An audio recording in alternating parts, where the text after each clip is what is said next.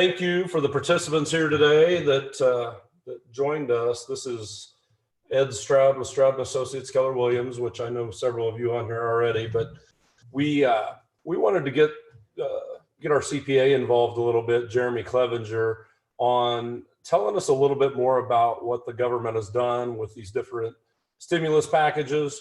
Whether you're a business that's wanting to understand what's out there for businesses, if you're just a private individual, got a family at home, or you and your wife, or just you by yourself, what kind of relief that the stimulus would have for you as just a solo person or an individual with a family. So I'm going to let Jeremy take it away. Thank you for being here today, Jeremy, and taking 30 minutes out of your day, or however long here for out of your tax season.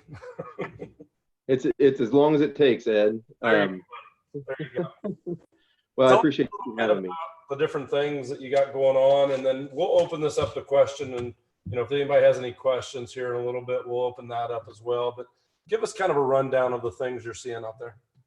Sure. So there were several bills that were enacted that Congress passed and the president signed, and that's created a lot of confusion because when there's so much legislation so quickly, it's hard to get your hands wrapped around exactly what's going on. And so first I'll go with a little bit of a history lesson for the last 2 weeks. There's been 3 major bills passed for the coronavirus. The first bill really doesn't affect very many of us. It had to do with research and development, and it was focused on trying to find cures or other methods to help people that have the virus. The second bill included some relief for business, included some special provisions for sick pay, expanded the Family Medical Leaves Act, and that is a good piece of legislation too. But what I want to focus on today is the CARE Act, which was phase 3. It was the third bill that was passed. And the CARE Act that's the $2 trillion bill that was very recently signed. And that's it's a very large piece of legislation. It's huge. And that's gotten a lot of news media attention. But because of the other bills that were passed, there's a lot of confusion about what this bill actually contains and what the provisions in this bill mean. So let's talk about that. So for individuals, we've heard on the news that everybody's going to get a $1,200 check. That's true. So if you make $75,000 as a single person or less, then you should be getting a $1,200 check or direct deposit if that's how you have it set up in your tax returns.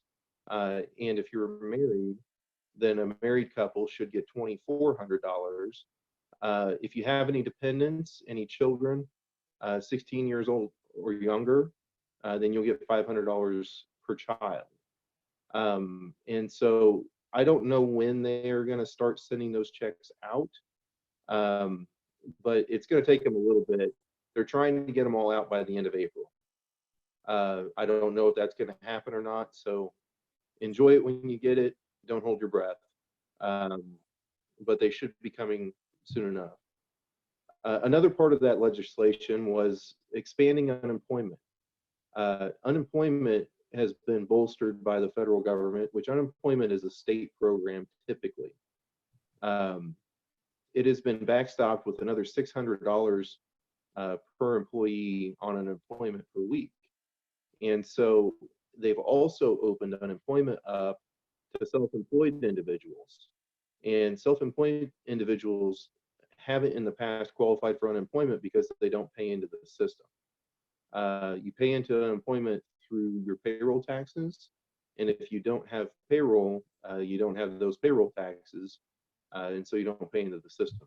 So that's definitely new. And I know our state, as of yesterday, didn't have any special questions, didn't have the site designed to handle unemployed, self-employed people.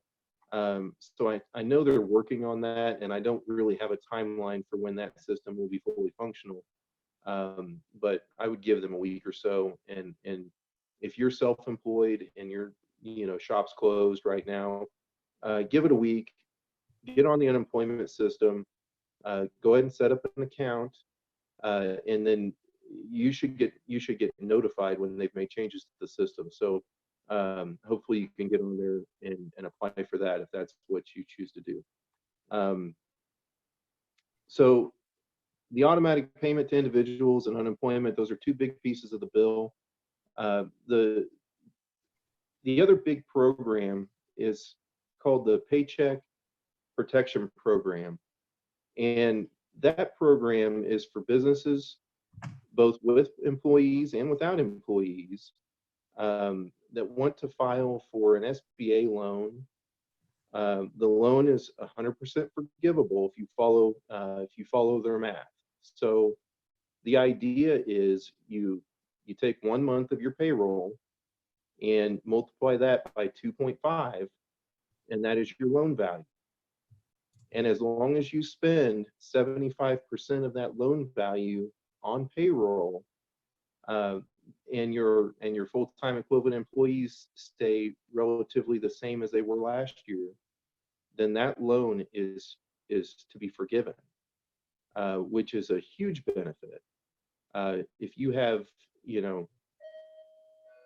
$20,000 worth of payroll per month, you're talking about a $50,000 grant, really, that you can get to fund payroll, utilities, mortgage rent expense, or rent expense, interest expense on a mortgage, those kinds of things. So that's huge, and it's new, and that's the biggest part of phase 3, I think, for most of the people in this area.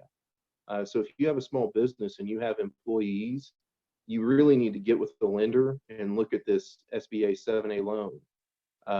It's a really good program, and I think the intention, $350 billion of that $2 trillion bill is set aside for this program. So the application for that is available online, and it's the Paycheck Protection Program, and that application is really very easy to fill out. There's not a lot to the application, but the devil's in the details. And so, how to calculate your payroll? It can include health insurance for your employees. It can include retirement, and so you may want to talk to a CPA like me about how to make those calculations. And I think you're going to want some help on tracking the expenses through the course of the program, because at the end of the program, you're going to have to meet with your banker and basically prove out that the money went to those certain expenses in order to get the loan forgiven. Now, this loan forgiveness is not supposed to be taxable income.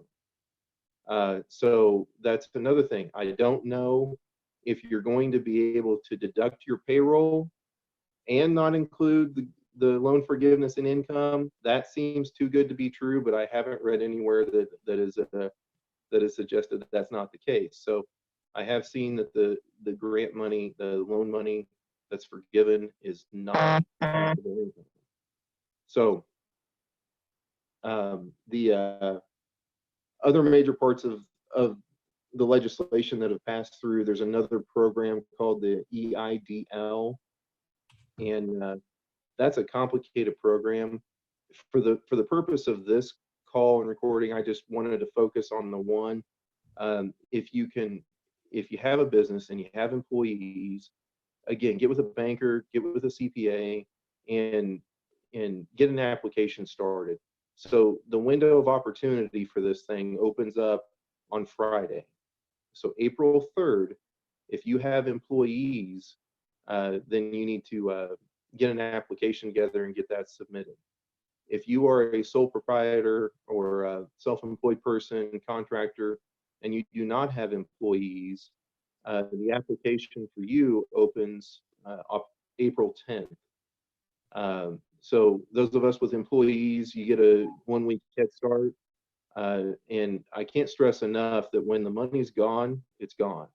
There's $350 billion out there, which sounds like a lot.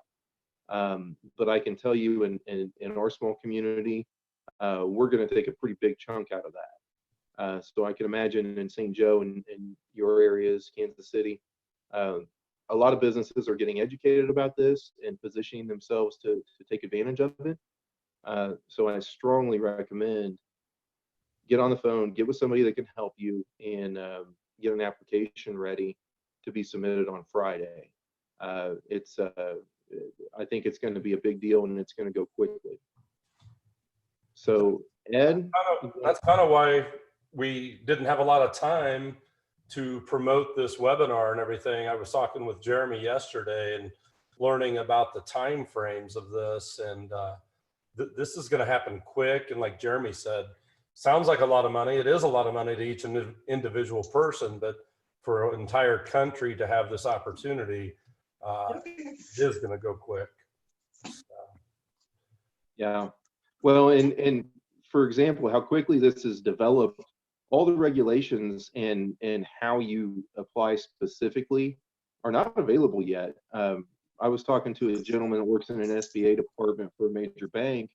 They're expecting more information to come on Friday for these applications that you're available to submit on Friday.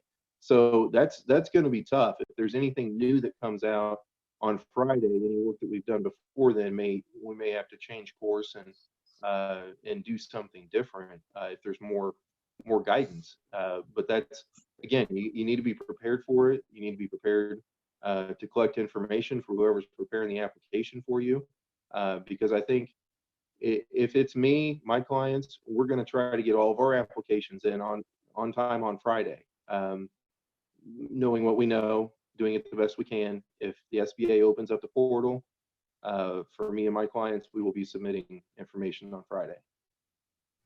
So there's two different things we've talked about in this short amount of time. Obviously, we've been on here for about 15 minutes. I know a lot of people have joined late. So we talked about the stimulus that will go directly to their household. And then we've talked about the small business and the SBA side of things. Recap the stimulus one more time that's going to the households for the people that came on late. Okay, so real quick again. Yeah, and there's also unemployment, which we'll talk real quick. So the stimulus that's going to the households is $1,200 per adult, and so if you're married, that's $2,400. If you make less as a single person than $75,000 or $150,000 as a married couple, you'll get all of it. It starts to phase out after those levels. And for a single person who makes $99,000, you'll get none. For a married couple who make collectively $198,000, they'll get none. So there's a phase out between 198 down to 150 where you get the full benefit. And then also you get $500 for each child age 16 or younger. The unemployment benefits, second part of the bill there, have been extended to include self-employed people who have not previously paid into the system. So if you're self-employed and you closed up your shop and you don't want other monies, you can file for unemployment, and the federal government has backstopped that up to $600 a week. So that's quite a raise in the unemployment system. And the third layer that we wanted to talk about today was the Paycheck Protection Program, and that is 2.5 times 1 month's payroll. That's a forgivable loan. If 75% of that money has been spent on payroll, then you can also use some money for utilities and rent or mortgage interest, and then the loan is forgiven, basically. So three pretty big parts of that legislation. The big thing there, Jeremy, with the payroll loan, that correct me if I'm wrong, you have to keep your current people employed though, right?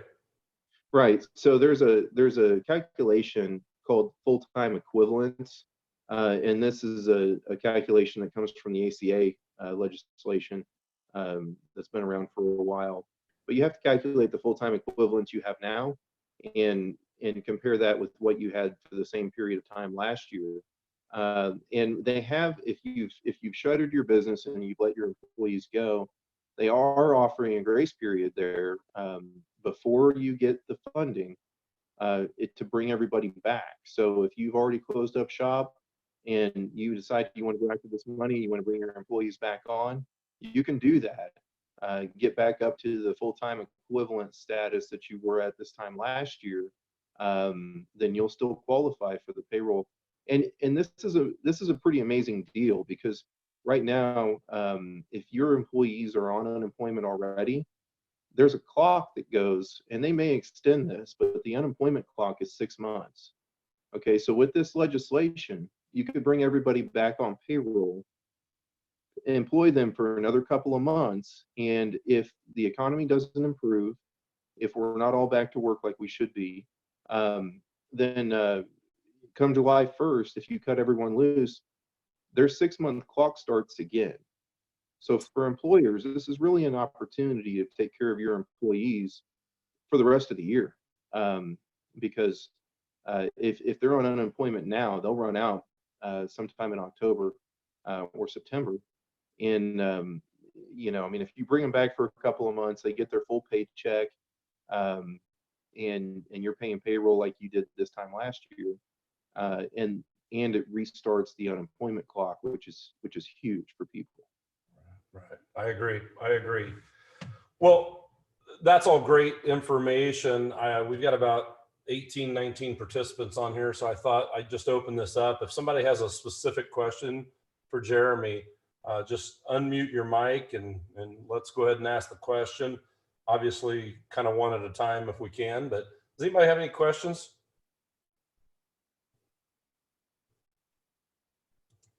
Hello, how you doing, guys? This is Juan. Hey, Juan. Quick question. As far as the, you said get a CPA to get on board as far as self-members. I have an LLC. Would you be open for that type of paperwork? Oh, absolutely. Yeah, you can contact my office. Phone number here is 660-646-4872. And we can do pretty much everything by email that we need to do to get you prepared. It's interesting too, Juan, because you're going to need to do some payroll and income reconciliation and reporting at the end of the loan too.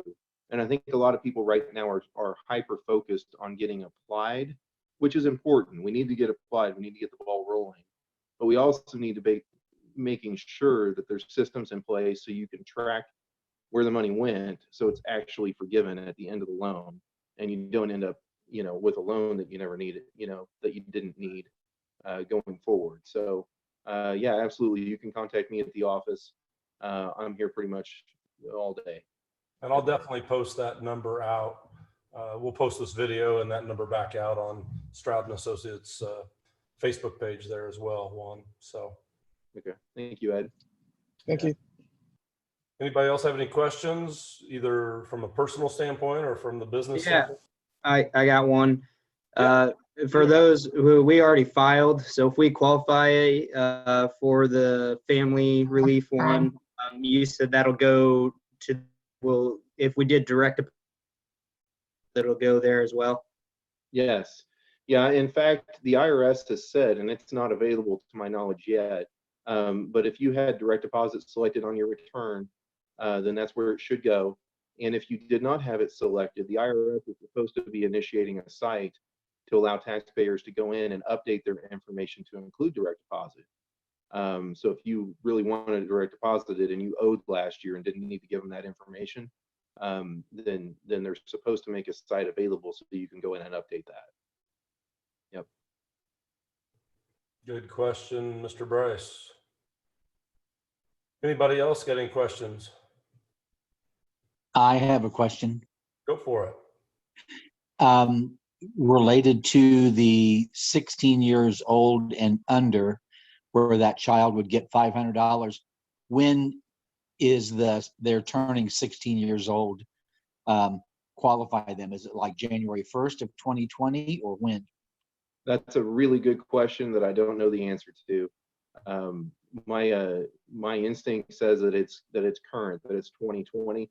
And the reason I say that, the last time that this happened, where the government sent money to individuals, there was the reconciliation that happened on the current year tax return. So if you guys remember the $600 checks that were sent out during the Bush era, the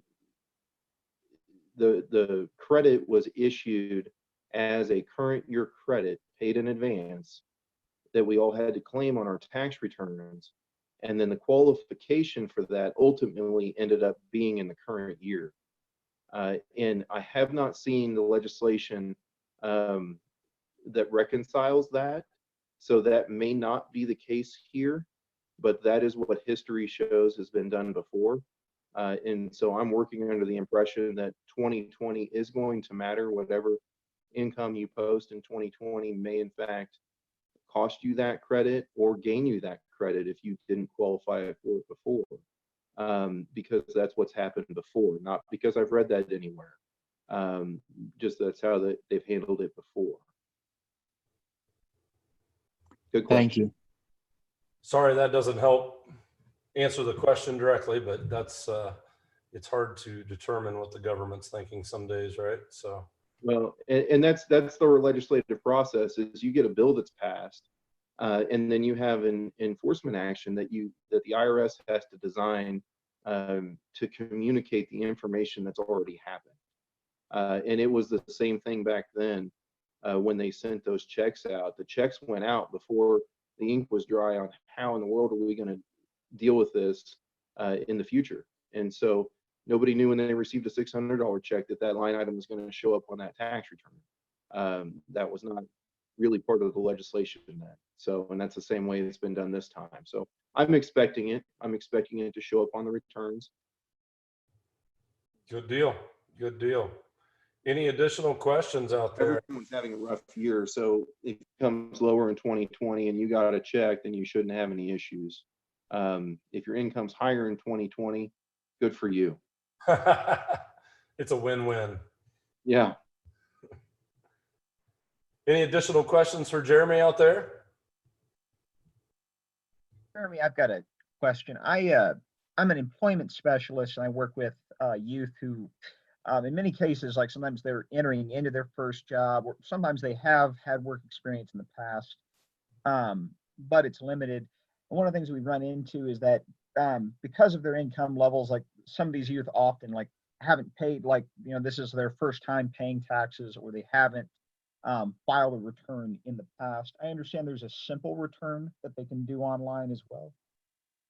Yeah, the term that I've seen is a simple tax return in quotes, which is interesting. So there's actually two comments I'm going to make on this. Our software provider actually cautioned us against filing simple returns, which is, I think the idea is supposed to be name and address, date of birth, send the return in. In fact, we're gonna, if somebody wants us to file a tax return, we're gonna include whatever information they had, even if they weren't under a filing requirement before. If you send in an official document, you better include what W-2 information, what Social Security Administration the taxpayer actually had. So yes, that's out there. Guidance on what they mean by a simple return isn't available yet, but there's been some speculation on that. There's also wording in the legislation, and you bring up a really good point, because there's a lot of people age, let's say 17 to 26, who may qualify as a dependent on their parents' tax returns. Now, if you qualify as a dependent, whether you were a dependent or not, what we've read in the legislation leads us to believe you will not get a check. Right. Okay. So if you've got a college student that works part-time, would have qualified as a dependent, even if their parents didn't claim them, it's very likely they will not get a check, even if they filed a return. And I don't know how in the world the IRS is going to determine who is a dependent or who would have qualified for a dependent. and again, I know what the legislation says. I don't know how it's going to be interpreted into fact, but that is a cautionary tale of legislation there, because age 17 to 26, I think it's going to be income based. If they actually paid in any taxes, if they made enough money to be above the poverty level, maybe that would be a break off point where they will get a check. But if they're under the poverty level, the IRS may consider them that they should have been dependents of a parent and not send a check. Right. Okay. Thank you. Yeah. Yep. Good question. Very good question. Unfortunately, we don't have the president online. We just have Jeremy. So I bet he couldn't answer some of these questions. It's taken a lot of research to get to this point. Right. I get it. That's what he's got people for. Yeah. Right. Anybody else out there got any questions? Those are all great questions so far.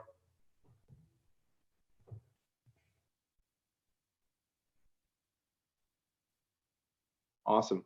Well, I do want to address, there's part of phase 2 was the EIDL, which is basically disaster loans. And there's provisions in those loans, and you'll hear about them in the news. Don't get that phase and that bill confused with the CARES Act and what it can do.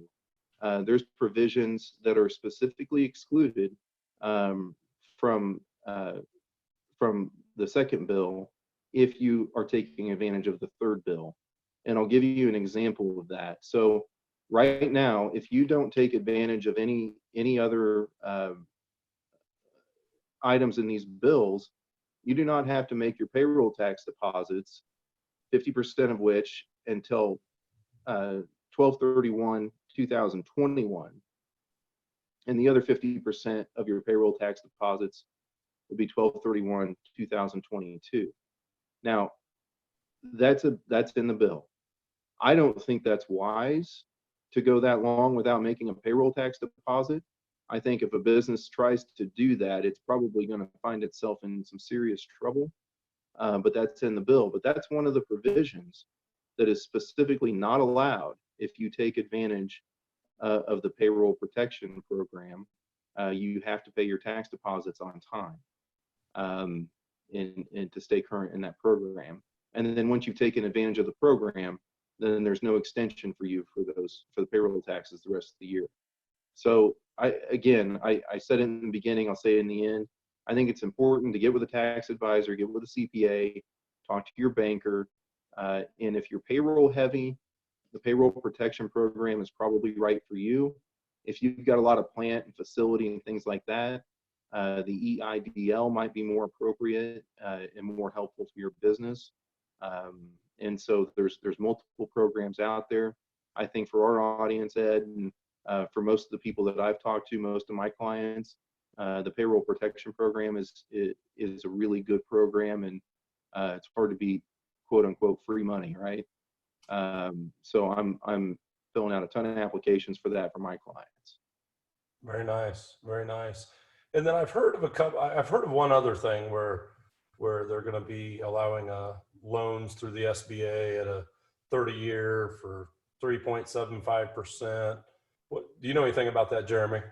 Yeah, that's pretty traditional of SBA. If you qualify for an SBA loan, they're typically low interest, low down loans, and so they're always a good product if you have trouble financing somewhere else. But there's still the credit elsewhere clause in those loans. You're supposed to apply for credit elsewhere before you'll qualify for an SBA loan. And quite frankly, interest rates are so low everywhere. I'm not sure dealing with the headache of a traditional SBA loan is worth the interest rate. But these particular programs, they have streamlined and dropped a lot of the red tape, a lot of the reporting requirements. The application, in fact, for the payroll protection program is only 2 pages. There's, I want to say, 3 numbers on it, and then the rest of it's check boxes and signatures. It's extremely easy to fill out that piece. And so getting the application done and getting the information to a banker is not complicated. What I caution people on is How are you going to track the information? How are you going to make sure that you've got loan forgiveness at the end of it?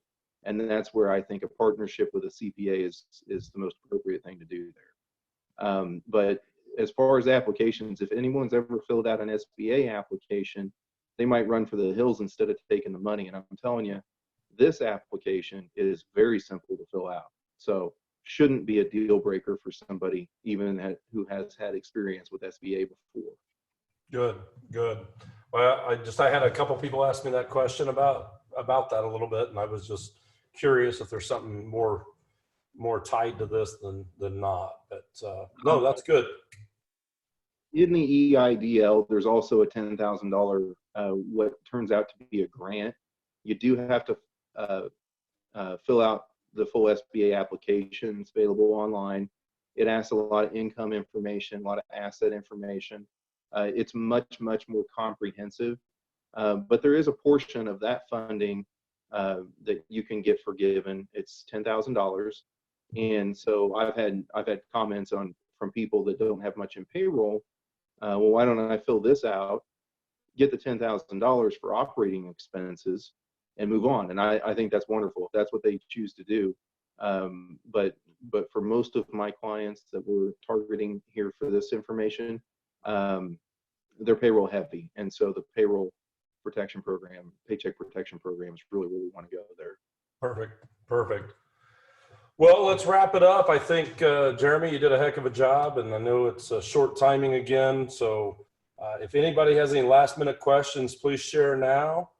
And if not, we're going to close this segment up. So going once. Is the 10,000 a standard amount? Yeah, so there's a limit, and that's through the EIDL.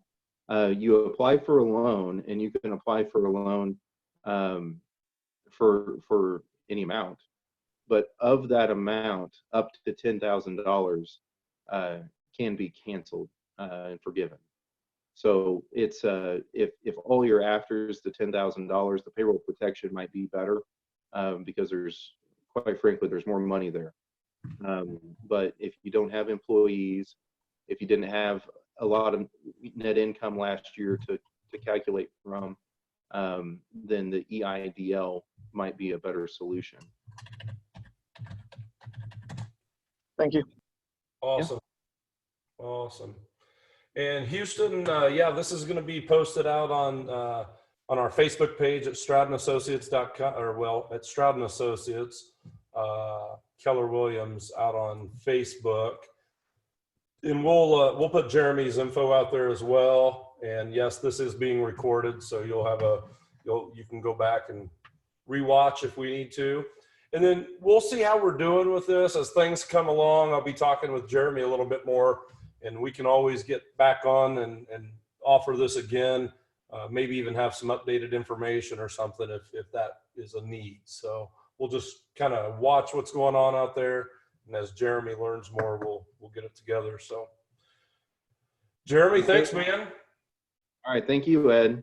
Awesome, guys. Everybody have a great day. Stay safe out there, and we'll get this out on the Facebook page, Stroud Associates, and I'll have Jeremy's info, and we'll go from there. Enjoy the rest of your week. Stay safe, and let us know if you need anything. Our number here is 816-232-4111. If you got any questions, you want us to help you get in touch with Jeremy, we can do that. Just let us know. So have a good one, guys. Thank you for your time.